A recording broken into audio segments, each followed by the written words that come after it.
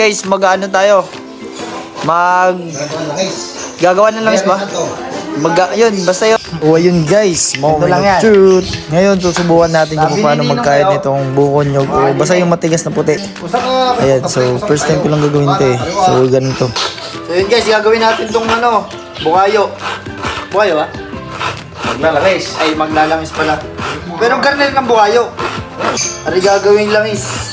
Ba't ka ginagawang langis sa mga garner? Para saan? Pagka may mga interesan to, pagka may mga ubog, yung mga pilay, Nakagana yun? sa panghihilot. Unig. O sige, ayos na. Hindi maubusin mo rin. Hapon na. Hapa yan.